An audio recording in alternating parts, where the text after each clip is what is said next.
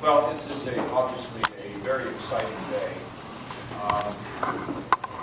Gordon and I were talking in the back, and this definition of cool, and it's true. What we're about today is to light the 100 gigabit OARnet operation.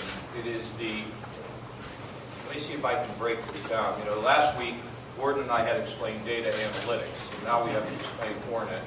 We're reaching the limits of our capabilities here, so we have to stretch.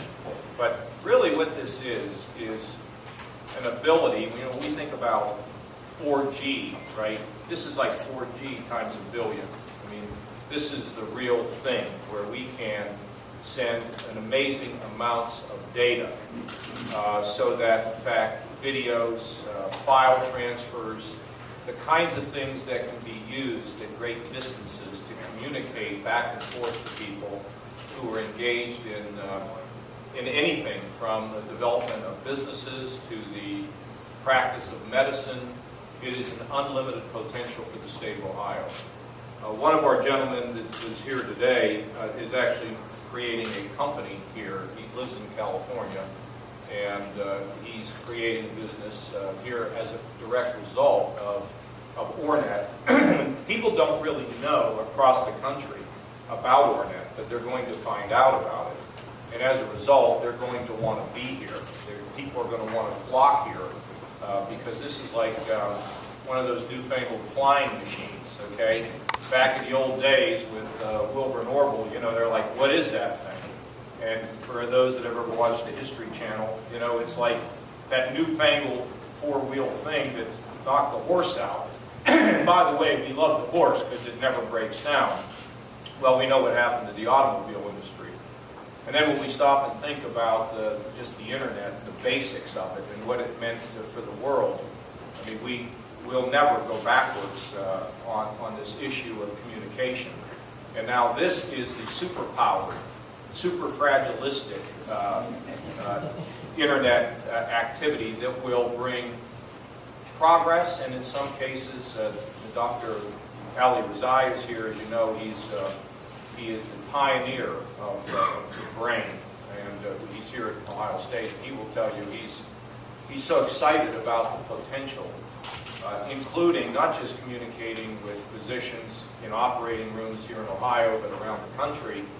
And as he just demonstrated for me, the ability ultimately to communicate people around the world, including places like remote villages in Africa, where people's lives can be saved as a result of the marvelous technology that we have here today. I don't remember the bureaucrat's name. Where is the bureaucrat who came up with this thing? What was his name, Bob? Stu? Stand up and shout his name from the rooftop. Al Stutz. There were numerous people that were involved in that, but Al Stutz was. Okay, and it's like Chuck Yeager in the early days of the astronauts. But this guy, Al Stutz, realized with the plummeting cost of fiber by the telecoms, and you know, at one point fiber was very expensive, but then the telecoms sort of overbuilt, and as a result of the development of fiber, the cost plummeted on fiber. And Al Stutz had the idea that we ought to buy this for the state of Ohio, and we can piece it all together. I tell you, he and whoever these other folks are that thought about this were able to put together the most comprehensive network in the world. This is not just in Ohio, this is not just in America, this is the most comprehensive and connected operation in the entire world.